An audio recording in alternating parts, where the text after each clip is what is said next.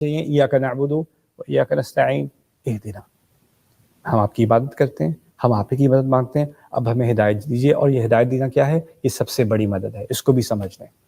اصل میں جب ہم کہتے ہیں نا کہ ہم اللہ تعالیٰ سے مدد مانگتے ہیں، تو ہو سکتا ہے کسی کو روزی کی مصیبت ہے، کسی کو معاشی مصیبت ہے، کسی کو صحت کی مصیبت ہے، کسی کو فیملی کی مصیبت ہے، کسی کو نفسیاتی مصیبت ہے.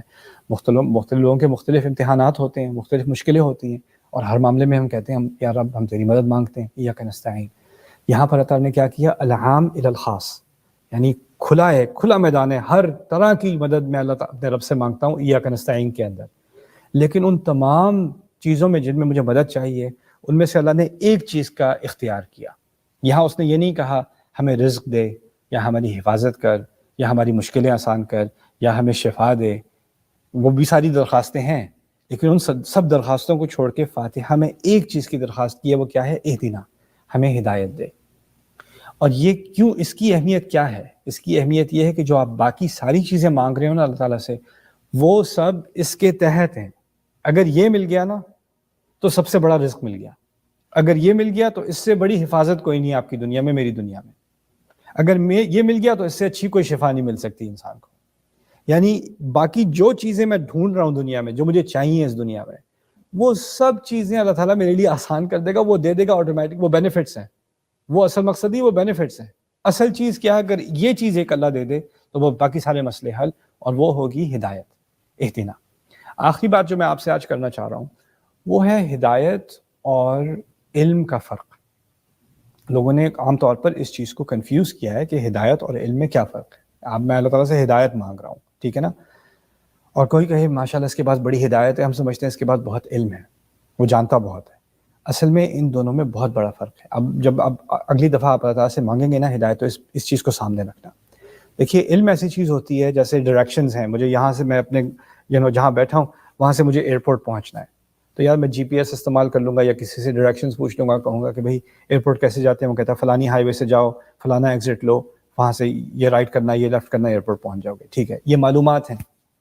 اب یہ معلومات جب میرے پاس ایک دفعہ آ گئیں، یا میں نے لکھ لی، اسٹور کر لی، اب مجھے بار بار اس کی ضرورت نہیں پڑے گی. ایک دفعہ پتہ چل گیا تو پتہ چل گیا، معلومات ہیں. اگر کسی بچے کو آپ نے ایک دفعہ سکھا دیا 2+2=4، بار بار سکھانے کی ضرورت نہیں ہے. ایک دفعہ علم آ گیا تو آ گیا. اگر آپ نے سیکھ لیا آگ جلاتی ہے، ایک دفعہ سیکھ لیا انسان نے تو سیکھ لیا، اس کو بار بار سیکھنے کی، اس کو دہرائی کرنے کی، صبح اٹھ کے اس کا ورد کرنے کی ضرورت نہیں ہے. ایک دفعہ علم آ چکا تو آ چکا. علم کی حیثیت یہی ہے. اور علم کیا ہوتا ہے؟ وہ بڑھتا رہتا ہے.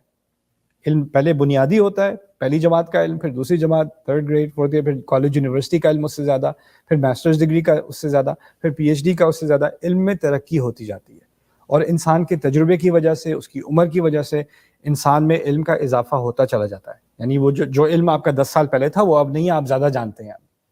جو آپ 10 سال کے تھے اور جب آپ 20 سال کے ہو تو آپ کے علم میں فرق آیا. لیکن ہدایت بالکل ہی الگ چیز ہے. پہلی چیز سمجھنے کی یہ ہے کہ ہدایت میں اضافہ نہیں ہوتا اس طرح کہ ایک دفعہ اضافہ ہو گیا تو اب کمی کی طرف نہیں آئے گا، وہ ہوتا ہی رہے گا. نہیں، ہدایت اوپر جاتی ہے، نیچے آتی ہے، پھر اوپر جاتی ہے، پھر نیچے آتی ہے. اور انسان علم کا کسی حد تک مالک ہو سکتا ہے. انہ لذو علم علمناہ، قرآن نے بھی کہہ دیا وہ علم والے تھے جو علم ہم نے انہیں سکھایا. یعقوب کے بارے میں اللہ تعالیٰ نے کہا علیہ السلام. یعنی انسان کے لیے ممکن ہے کہ وہ کسی علم کا مالک ہو سکتا ہے، کوئی فزکس کا ایکسپرٹ بن سکتا ہے، کوئی میڈیسن کا ایکسپرٹ بن سکتا ہے. لیکن ہدایت ایسی چیز ہے کہ آپ اس کو اون نہیں کر سکتے. فاتحہ میں ہم اللہ تعالیٰ سے ہدایت مانگ رہے ہیں، اور مانگی وہ چیز جاتی ہے جو آپ کے پاس نہ ہو. یہ بھی نہیں کہا کہ ہماری ہدایت میں اضافہ ہدایت دے دے. وہ ایسی چیز ہے کہ اگر آپ کے پاس 1 گھنٹہ پہلے تھی تو 1 گھنٹے بعد غائب ہو سکتی ہے. اگر کل تھی تو آج غائب ہو سکتی ہے، آج دوپہر میں تھی تو شام میں غائب ہو سکتی ہے. یعنی ہمیں یہ ایسی چیز ہے جو ہمیں بار بار ریکویسٹ کرنی پڑے گی.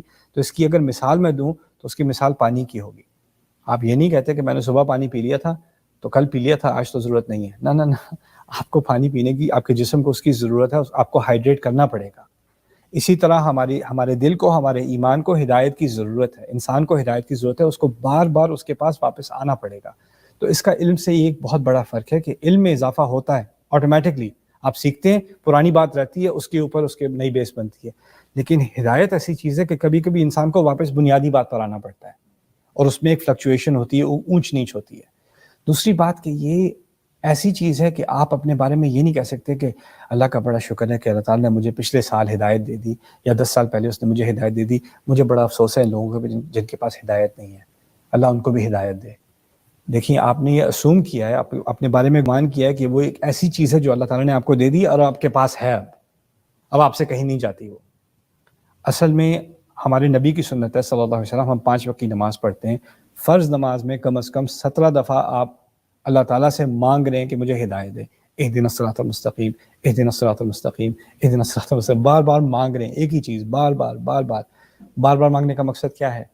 اب ہمارے نبی خود علیہ الصلوۃ والسلام وہ خود ہدایت مانگ رہے ہیں بار بار، یہ اس بات کو سکھانے کا مقصد یہ ہے کہ اس کتاب میں جو ہدایت ہے نا وہ معلومات نہیں ہے۔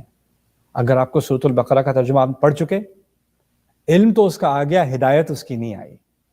سورۃ الناس آپ نے پڑھی ہوئی، یاد کی ہوئی ہے، اس کا علم تو آپ آسانی سے آپ عربی سیکھ لیں یا عربی نہ بھی سیکھیں، ترجمہ یاد کر دیں، آپ کو پتہ چل جائے گا سورۃ میں کیا بات ہو رہی ہے، لیکن وہ معلومات ہیں، وہ ہدایت نہیں ہے۔ ہدایت ایسی چیز ہے اس کا عقل، صرف عقل پہ نہیں دل پہ بھی اثر ہوتا ہے، اور وہ ایسی چیز قرآن نے اس کو ایسی چیز بنایا ہے کہ مجھے اس کے پاس بار بار جانے کی ضرورت ہے، اور اس کا جو اثر وہی آیت ہے، میں وہی آیت پڑھ رہا ہوں، لیکن اس کا جو اثر میں نے پچھلی دفعہ پڑھی تھی، جو اثر اس وقت ہوا تھا، اس وقت اس کا کوئی اور ہی اثر ہو رہا ہے، پھر اس کے بعد کوئی اور ہی اثر ہو رہا ہے، پھر اس کے بعد کوئی اور ہی اثر ہو رہا ہے۔ یعنی اس قرآن کی جو رینیول ہے، جو اس کی ریفریش ریٹ ہے، اس طرح سمجھ لیں میرے ساتھ، وہ بار بار اس کا میرے ساتھ تعلق جو ہے وہ ریفریش ہوتا چلا جاتا ہے، اور اسی لیے اس کے جواب میں، اہدنا الصراط المستقیم کے جواب میں باقی قرآن ہے۔ جس سیدھے راستے کی ہم نے ہدایت اللہ تعالیٰ سے مانگی ہے، وہ سیدھا راستہ اصل میں قرآن میں آرٹیکولیٹ ہوا ہے، اور اس سیدھے راستے کا ایک بہت بڑا حصہ دعائیں ہیں۔ اسی لیے انشاءاللہ اس سیریز میں میں نے بات شروع کرنی تھی، کچھ مختصر سی بات، میں زیادہ تفصیل میں اس سیریز کا مقصد تفصیل میں بات کرنا ہے ہی نہیں، کچھ چیزیں ہیں جس کے بارے میں اپنے آپ کو یاد دلانا چاہتا ہوں اور آپ کو یاد دلانا چاہتا ہوں کہ ہم اپنے علم میں اضافہ صرف نہ کریں، بلکہ انشاءاللہ میری امید ہے کہ میں اور آپ سب اس رمضان میں اپنی ہدایت میں اضافہ کریں، اور جو دعائیں ہم سیکھ رہے ہیں اس سے ہماری ہدایت میں اضافہ ہو، اور یہ ہدایت جو ہے اصل میں اللہ تعالیٰ نے اس کا تعلق دل سے بنایا ہے۔ وَمَن يُؤْمِن بِاللَّهِ يَهْدِي قَلْبَهُ، جو اللہ تعالیٰ پر ایمان لاتا ہے ہم اس کے دل کو ہدایت دے دیتے ہیں، اللہ تعالیٰ نے فرمایا ہے يَهْدِي قَلْبَهُ، کہ وہ اس کے دل کو ہدایت دے دیتا ہے۔ تو یہ سورۃ التغابن کی آیت ہے۔ اسی مقصد سے انشاءاللہ ہم دل سے قرآن پڑھنے کی کوشش کریں گے، صرف دماغ سے نہیں، اور دل سے یہ دعائیں سمجھنے کی کوشش کریں گے، صرف دماغ سے نہیں۔ میری سنسیئر دعا ہے کہ اس سیریز کا آپ سب کو بہت بہت فائدہ ہو، اور آپ فاتحہ بھی اب جب پڑھیں تو آپ اس نظر سے پڑھیں کہ ہم اصل میں کیا چیز اللہ تعالیٰ سے مانگ رہے ہیں، اور آپ جب ایک نماز سے دوسری نماز تک جاتے ہیں تو اس کے بیچ میں جو کچھ گھنٹے ہوتے ہیں، ان کچھ گھنٹوں میں جو آپ کے سامنے چوائسیز آئیں گی نا، میں اس فلانی بات کا جواب دوں یا نہ دوں، اس چیز کو اسکرین پر دیکھوں یا نہ دیکھوں، یعنی یہ اور اس طرح سے پیسے کماؤں یا نہ کماؤں، یہ بات اپنے تک ہی رکھوں یا میں کسی کو سچ بتا دوں کہ کیا ہوا تھا، جو بھی چوائسیز آپ کے سامنے آتی ہیں، چھوٹی چوائسیز بڑی چوائسیز جو بھی ہوتی ہیں، ان سب میں آپ کو ایک ہدایت کی، اگر دل ہدایت پر ہے تو صحیح چوائس کرنے کی توفیق آپ کو ملتی رہے گی۔ اسی لیے کچھ گھنٹے بعد واپس جا کر آپ کو ریفیو کرنا پڑے گا، پھر آپ اللہ تعالیٰ کے سامنے کھڑے ہوں گے، پھر وہی درخواست کریں گے ایاک نعبد و ایاک نستعین اہدنا الصراط المستقیم۔